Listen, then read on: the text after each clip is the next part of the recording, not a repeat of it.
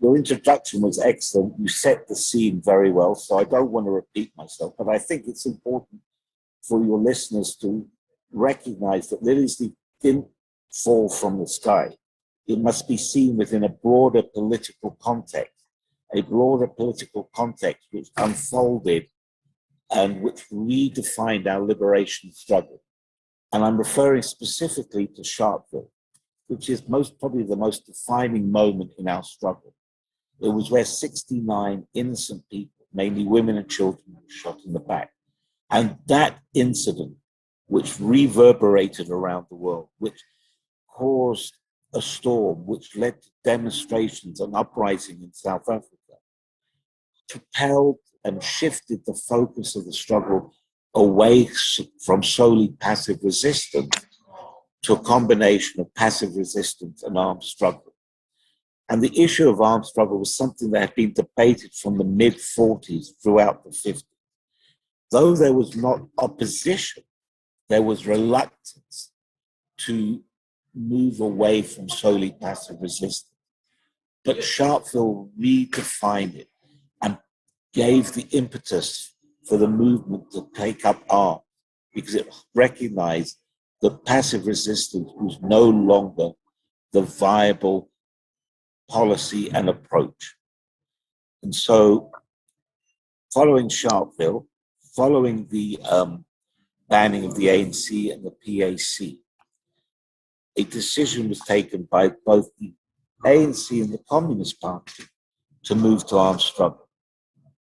And within that context, within the banning of the ANC,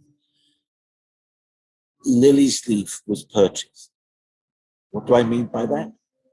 That the safe houses which had been used by the Communist Party, because they had been banned in 1950 for where the leadership could meet, was now being used by leaders of the ANC who had been banned and who'd gone underground. So it became increasingly difficult for the Communist Party to meet. Therefore, it was decided that they needed to find a safe place, a safe house to meet. Graham Fisher, who was the chairman of the Communist Party, and also the QC for the Rivonia trialists, he was the barrister for the Rivonia trialists, instructed Ahmed Kathadra and Michael Harmel. And it was Michael Harmel who found Lily's Leaf. Lily's Leaf was purchased in August of 1961. And interestingly, this year, it's the 60th anniversary of its purchase. So August marked the 60th anniversary of its purchase. And in fact, this month marks the 60th anniversary of when Nelson moved on to Lily's Leaf as David Montemayor, the gardener in the blue oval. December will mark 3 other milestones. It will be the 60th anniversary of when the Goldbrights moved in. Arthur and Hazel left 2 children fronted as the white owners of the property to create that white facade. It will also be the 60th anniversary since Chief Lutuli was awarded, or received, I should say, beg your pardon, the Nobel Peace Prize. He was actually awarded it in 1960, but he only received it in 61. And also December will be the 60th anniversary of the formation of MK. And the ANC at its conference in 2002 declared that the birthplace of MK was in fact Lily's Leaf. So this is a significant year from the point of view of historical milestones.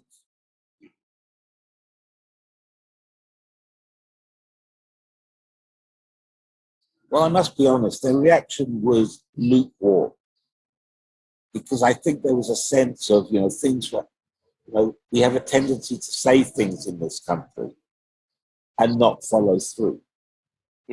So there was skepticism. Would this actually happen? Or was this merely talk? Would we achieve this? And to highlight it, I'd like to recall a story which really illustrates what I'm saying. So around 2013, 2014, I was being interviewed by, I cannot remember, a news station. I don't know which news station I was interviewed. But after the interview, the cameraman came up to me and said, "You don't remember me. I was the cameraman when you were being interviewed by," again, I cannot remember the name of the journalist, "in 2003. And he said, "I must apologize to you." So I said, "What for?" He said, when you were walking around, when it was just property, they were, at the time, they were 4 individual properties. And you were saying to the journalist that this is where you would put the resource center, this is where you would build the liberation center, and these buildings would be the historical structures in which the exhibits would be placed in.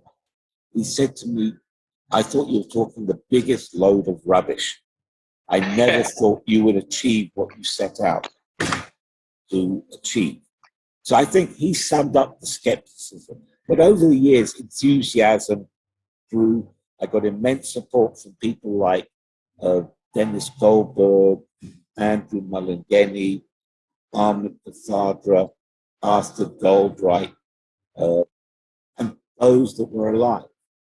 And they began to appreciate what we were trying to achieve and what we did achieve.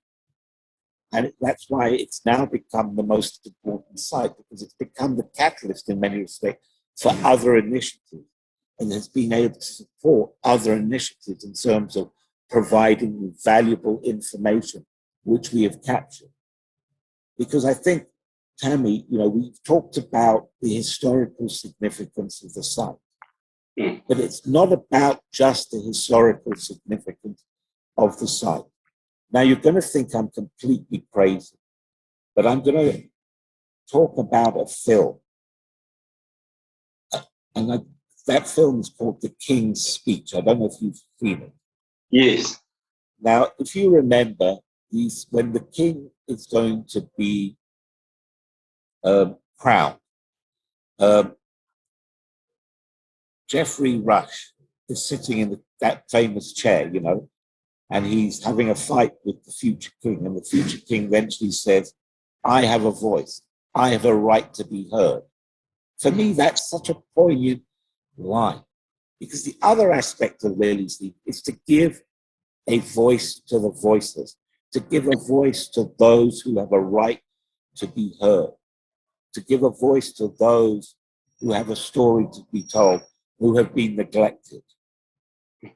Because I think one of the important things is in establishing a sense of unity, of addressing the anguish and the trauma of those who suffered at the hands of the brutality of a regime that defined the person, not by the content of their character, but by the color of their skin, that the color of their skin defined their status in society.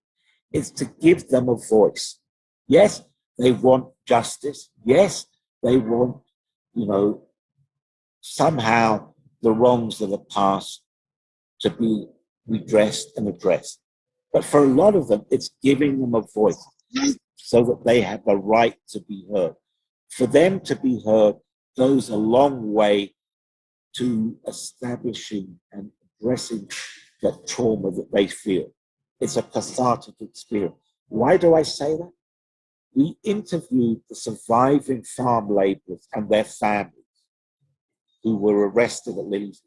And the daughter of one of them said this is one of the most cathartic experiences for the families, because we had been waiting at the time for 38 years. Or should I say, beg your pardon, for 48 years. So for 48 years, for someone to come and listen to our stories. So that's what Lily's Leaf provides as well. It's a platform for people to tell their stories. Whether they feel part of the exhibit or not, it's the fact that they are given an opportunity, that their story has meaning, that their story has relevance. That's why when someone says to us, "My story is insignificant, it has no meaning," we say, no, it does. It has meaning and relevance. And then they begin, I think, to realize it does, because it gives them that platform to express what they have wanted to say for how many years it may have been. So Lily's Leaf is not just a historical site. It is a place to give the voiceless a voice, and it is a place where people can come and engage and discuss and talk about some of the issues within a context of what this place symbolized. Because Nelson Mandela said on his last visit to Lily's Leaf, what made Lily's Leaf unique was it was a place of intellectual, ideological, strategic, military discourse and engagement. And we homed in on discourse and engagement.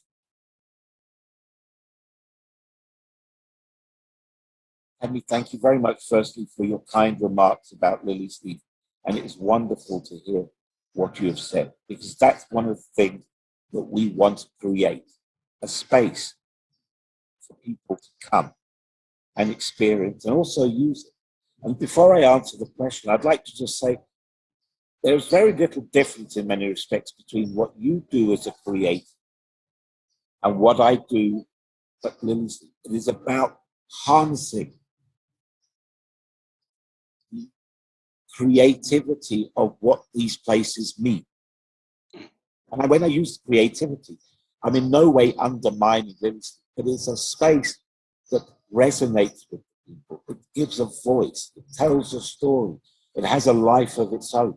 It's how we harness all of that in a creative manner, which tells the story in a way that captures the imagination and of the space. Just like you, when you talk about doing something creative, you want to capture the imagination of your audience. You want them to come with you on that journey to experience. We want to take our visitor on a journey of enlightenment, of discovery.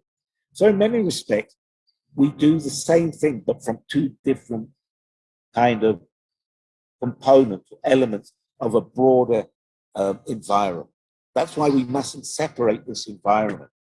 The creative arts, the culture, and history are all of one of the same thing. They are different elements to a triangle, for want of a better word. But they all intersect and meet and cross over, because the arts played an important role in our struggle against apartheid, and we mustn't forget that. We mustn't lose sight of that. I'm sorry I deviated for a second, but I believe that is a very important message that this platform needs to put across. The creativity is the entire sector, the integrated. It's an ecosystem that feeds off each other. You know, it's not standing there in isolation. Ipitombi, Amandla, the cultural ensemble that played those important roles. Like, for example, King Kong, the musical. I'm not sure if you're familiar with that musical, King Kong, that was done in 1958. Interestingly, just so your audience know, Lily's Leaf is linked to the musical King Kong. Wow. So you may wonder how and in what way. So the set designer and creative arts designer was one Arthur Goldright, who lived at Lily's Leaf, who fronted as the white owner. So if you find a copy of the original record and go down the credits, you'll see Arthur Goldright. So we have that link to King Kong.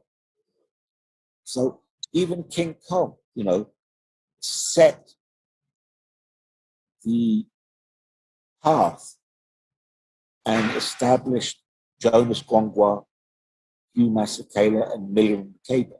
And they became, like people like Dollar Brand and others, a creative, artistic voice against apartheid. So I think we must understand it. We mustn't see it as silos. I think that is an important aspect. Now, coming back to your original question, and my apologies for deviating. No, this is good. This is good. Yeah. COVID-19 has shone a spotlight on a systemic problem that our sector faces. And you know it very well. Your friends, your colleagues, we have lived from hand to mouth. That has been our existence. We have struggled to survive. And that has been something that Lily's Leaf has faced since its inception. It's been a struggle to secure operational funding. We have on numerous occasions in the past come perilously close to closing our doors.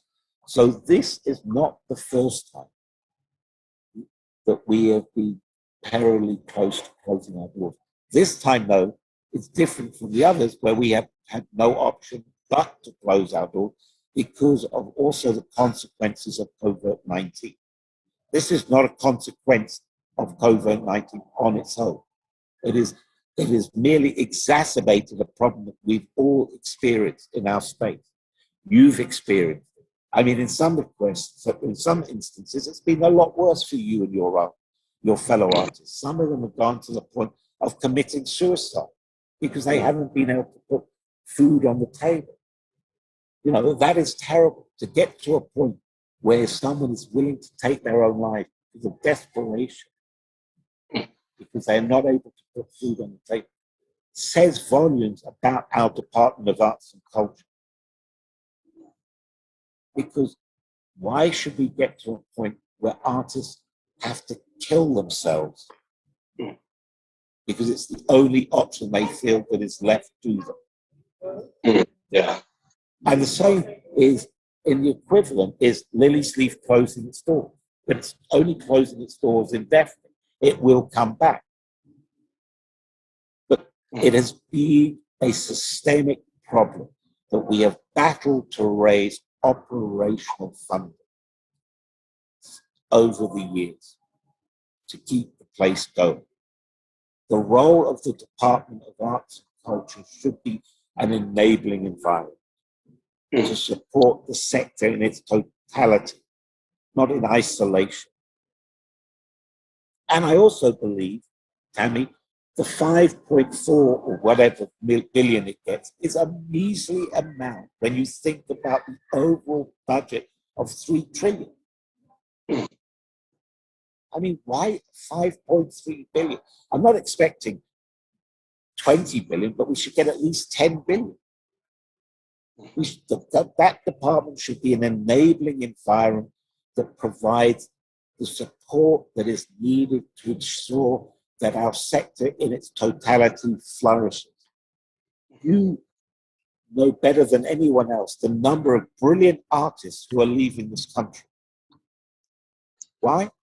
Because there's no opportunity for them to practice their art. There is no platform for them to perform.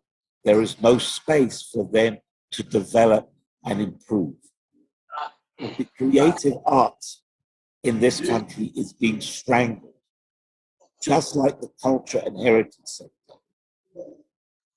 And that's why I want to bring it together. I don't want to isolate and talk about Lily's Leaf in isolation, because that is not the point. It's not about one significant historical site. We're just very fortunate that Lily's Leaf is a preeminent site which attracts the interest from people like yourself.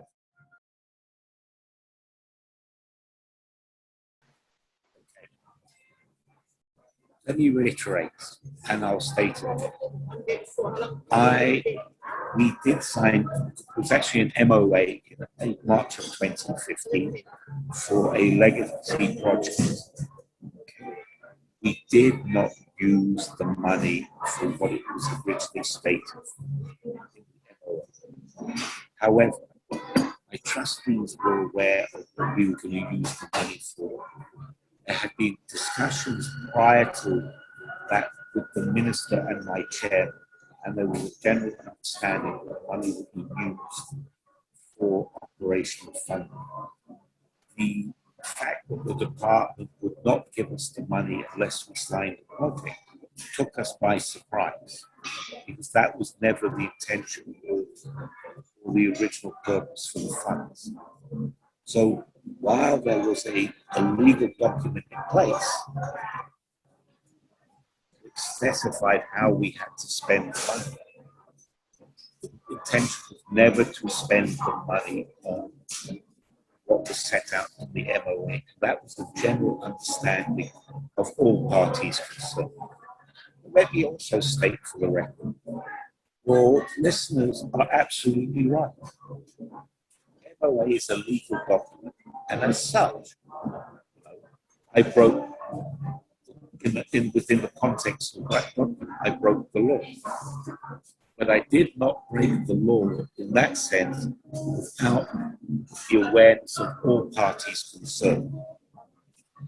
And in 2015, Thami, when I submitted the report, the issue is, why did not the department take up the matter then and there?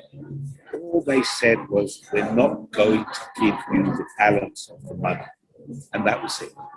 So the issue is, why wait 4.5 years? When back in December 2015, they were very much aware of how the money had been used and what the money had been used for. And that in itself should raise a red flag. All the parties were aware of how the money had been dispersed. It wasn't a secret. It was general knowledge. It was out there.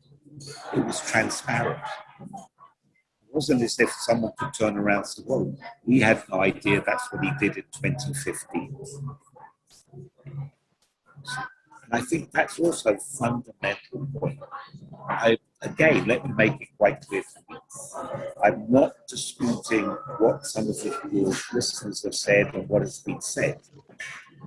There also must be an acknowledgement on the other side of the coin that there was general awareness of all parties. Again, to reiterate, this was not done in secret or withheld, or the information of how the funds were being dispersed or withheld. So in that context, it is not as clear cut as one makes it out to be. Parties and stakeholders were all aware of what was going on and what was happening.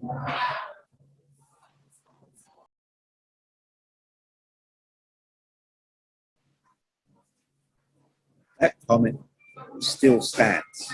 And I have not communicated with the trustees since May 19th. And I've had no communication from them since the 19th of May. The forensic audit has been complete. I am not aware of the content of that forensic audit. The trustees were very much aware, well, two of the trustees, primarily it's a new board, but two of the trustees were very much aware of how the funds were being dispersed back in 2015. It has actually been minuted. It's actually documented. So, Thami, the situation hasn't changed since I made that last statement.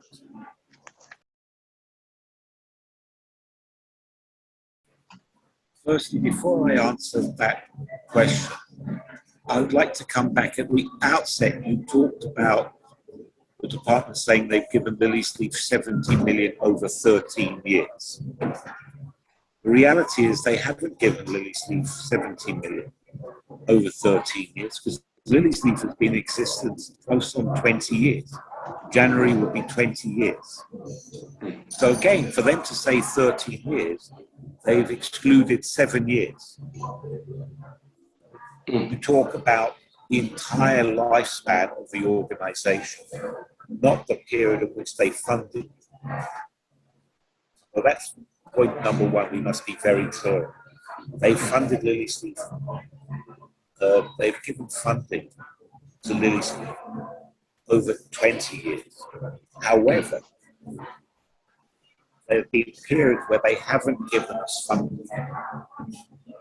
So we must break it down, firstly, and understand that the length that this organization has been in existence for, and then take it further and drill down and say, over that 20 years,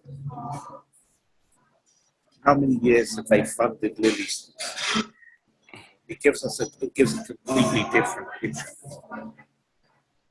Again, the DG, the Deputy Director General, and the Minister keep talking about 70 million. In fact, it's not 70 million. In a letter we received from the Minister back in 2016, it was 70,900,000. So you could, round it up to 71 million. So what's happened to the 1 million? Suddenly now 70 million. So where did the 1 million disappear to? That they purportedly have given Lily Sleep. So you get one figure of 70 million and another figure of 70,960,000. For simplicity, let's round it up to 71. We undertook an audit investigation in 2016. It's done by Grant Thornton, an independent auditing firm. They could only account for 61.5 million. They could only find 61 million coming from the department. So the question is, we have this audit report which talks about the figures that I make reference to in my letter and the amount that they claim to have given Lily's, and there is a discrepancy. 9,400,000. So the department needs to show us that they gave us that 9,400,000 and into which account did they put that money into. And if that's the case, we will acknowledge that the forensic audit that was done independently for us was incorrect. But they have never, despite my pleas, provided us with that information. So that on the flip side, they have never accounted for the supposed 9 million difference or 9.5 million difference. So that's one aspect. Right? It's important because that again is part of the misrepresentation that is presented by the department to the public. Now, coming back, do I expect anything from the response from the department? No, I don't. I don't expect any response. I don't expect anything. I did it because I believed that I needed to do it. Accusations, Thami, were made against me during that period in the media. Accusations which are not effective, which are false, misleading, and inaccurate, and border of slanderous. That's important to know. And for example, the MEC for Sports, Arts and Culture said that Lily's Leaf hasn't accounted for 10 million rand. I've been pleading with the Premier to explain to me, or to get the MEC to explain what 10 million rand is she referring to. There's been no response. So they gave an inaccurate statement. I don't know what 10 million rand she's referring to. When the media asked me, I said, I don't know what she's referring to. What 10 million rand? So these are some of the issues which have plagued this whole thing. And it's unfortunate because at the end of the day, Lily's Leaf suffers. This unique historical site is suffering. The line is we need to find a solution and find it quick to ensure that we are able to reopen Lily's Leaf for it to continue the extraordinary work it does. At the end of the day, Thami, that's the most important thing. Be about Lily's Leaf, nothing more and nothing less. What can we do to ensure that Lily's Leaf remains open for all? Because Lily's Leaf ultimately is the storehouse for the unborn child. That's what Lily's Leaf is. It is our future. Lily's Leaf actually, this is what I call Lily's Leaf is our bridge to the past, our link to the present, and our connection to the future. That should be the number one priority. Nothing more, nothing less. At the end of the day, we need to move on. But in order to move on, some of these misleading statements need to be addressed and tackled. But ultimately, it is about preserving Lily's Leaf and not just Lily's Leaf, our art, culture, and heritage sector in its totality. If I can finish off, There was a guy by the name of Martin Nicholas, who was a German Lutheran priest during the Second World War. And he wrote this magnificent poem, and I'll paraphrase it. They came for the socialists, I did nothing. They came for the communists, I did nothing. They came for the gays, I did nothing. They came for me, and there was no one left to speak out for them. And if we turn it around and place it within our current context, we don't stand up now and say something, there will be nothing left to protect and speak out to. There will be no theatre, no performers, no historical site. We will live in a barren society, and there will be nothing left to protect. That's the important thing to have. That is what we need to protect at the end of the day. And we need to have a department that is willing and able to address this and protect it in its totality.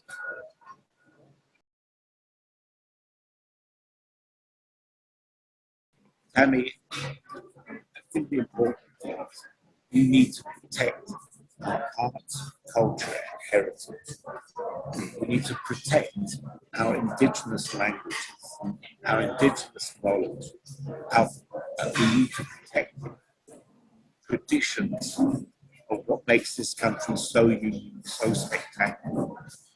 The part that recognizes when we take all of this together, it forms the basis of our collective identity. It's one of the things that we suffer from in South Africa, the lack of identity. We do not know who we are and what we're about, which speaks to national interest. Having a national identity then speaks to what our national interest is. Yeah. The role of the department is to ensure that we have a social cohesive society, that we speak with one voice, we have a one identity. Within that one identity, we have the various matrix and ecosystems that make up who we are, that talk to that national identity. That is what the department should be doing. They should be protecting those very elements, sectors that speak to what I have just said, that are the source of the Nile, which provide very inputs that lead to creating what we to be as a country, or should be as a country. So it's not just about protecting our art, culture, and heritage. It is about protecting it for a specific purpose beyond just looking at it as performing arts, a historical building, an in-the-belly painting. They go beyond that. They speak to who we are as a people. And that is an incredibly important thing to me. That's what this department is also about.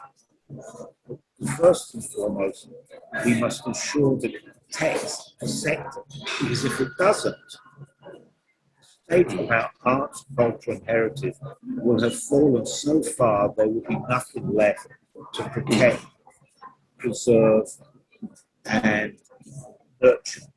That's important.